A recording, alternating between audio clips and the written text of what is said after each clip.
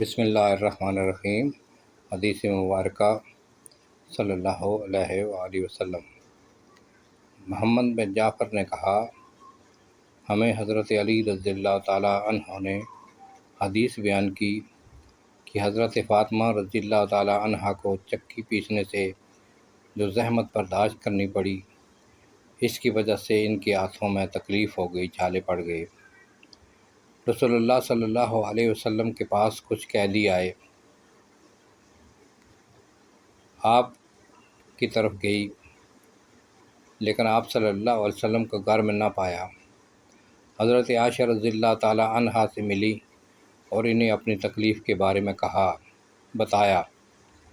جب نبی صلی اللہ علیہ وآلہ وسلم تشریف لائے تو حضرت عائشہ رضی اللہ تعالیٰ عنہا نے آپ کو یعنی حضرت فاطمہ رضی اللہ تعالیٰ عنہا کے اپنے پاس آنے کے بارے میں بتایا تو رسول اللہ صلی اللہ علیہ وآلہ وسلم ہمارے ہاں تشریف لائے۔ اس وقت ہم اپنے اپنے بستروں میں جا چکے تھے۔ ہم کھڑے ہونے لگے تو نبی صلی اللہ علیہ وسلم نے فرمایا، دونوں اپنی اپنی جگہ پر رہو۔ آپ ہم دونوں کے درمیان والی جگہ پر بیٹھ گئے، حتیٰ کہ میں نے آپ کے قدم مبارک کی ٹھنڈک اپنے سینے پر محسوس کی۔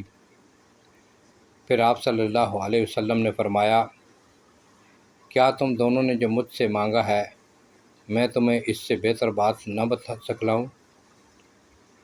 جب تم دونوں اپنے اپنے بستروں میں جاؤ تو 34 بار اللہ اکبر کہو، 33 بار سبحان اللہ کہو اور 33 بار الحمدللہ کہو۔ یہ عمل تم دونوں کے لیے ایک خادم مل جانے سے بہتر ہے۔ الحمدللہ۔